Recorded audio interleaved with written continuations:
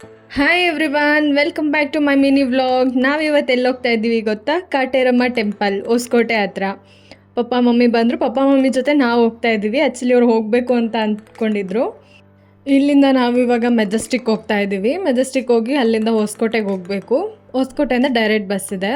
ಮೆಜೆಸ್ಟಿಕ್ಕಿಗೆ ಬಂದ್ವಿ, ಇಲ್ಲಿ ಕೇಳಿಕೊಂಡು ಹೊಸಕೋಟೆ ಬಸ್ ಹತ್ಕೊಂಡು ಹೊರಟ್ವಿ.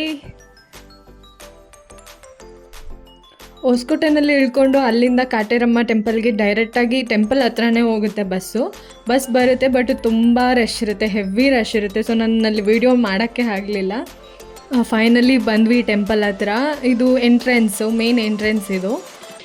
ಇಲ್ಲೂ ಕೂಡ ಅಷ್ಟೇ ತುಂಬ ರಶ್ ಇತ್ತು.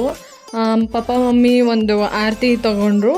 ಕುಂಬದ ಕಾಯಿ ಅಂತಾರೆ, ಈಗ ಕಾಣಿಸ್ತಾ ಇದೆಯಲ್ಲ ಇದು ತುಂಬ ಶ್ರೇಷ್ಠ ಅಂತೆ ಅದ್ರದ್ದು ಆರತಿ ಮಾಡಿದ್ರೆ.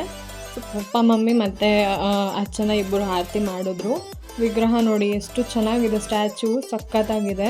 ತುಂಬ ಅಂದರೆ ತುಂಬಾ ರಶ್ ಇತ್ತು. ನಮಗೆ ಒಳಗಡೆ ಗರ್ಭಗುಡಿ ದರ್ಶನ ಮಾಡೋದಕ್ಕೆ ಎರಡೂವರೆ ಅವರ್ ಆಯಿತು. ಲೈನಲ್ಲೇ 2.5 ಅವರ್ ಆಗೋಯಿತು, ಅಷ್ಟು ರಶ್ ಇತ್ತು. ಇಲ್ಲಿ ಇನ್ನೊಂದು ವಿಗ್ರಹ ಇತ್ತು, ಈ ಥರ ಮಲಗಿಸಿದ್ರು. ಫುಲ್ ಅರಕೆಕಾಯಿಗಳು ಎಲ್ಲ ಸಖತ್ತಾಗಿತ್ತು ಅಲ್ಲಿ. ಮತ್ತು ಇಲ್ಲಿಂದ ಮಂಡಕ್ಕಿ ತೊಗೊಂಡು ಪಕೋಡ ತೊಗೊಂಡು ತಿನ್ಕೊಂಡು ಹೋದ್ವಿ. ನೆಕ್ಸ್ಟು ಅನ್ನದಾಸೋಹಕ್ಕೆ ಹೋಗಿ ಅಲ್ಲಿಂದ ಊಟ ಮಾಡಿಕೊಂಡು ಹೊರಟ್ವಿ. ಬಸ್ ಅಂತೂ ಎಷ್ಟು ರಶ್ ಇತ್ತು ಅಂದರೆ ಹೆವಿ ರಶ್ ಇತ್ತು. ನಾವೊಂದು ಬಸ್ ಬಿಟ್ಬಿಟ್ವಿ, ಆ ರಶ್ ಜನ ನೋಡ್ಬಿಟ್ಟೇನೆ.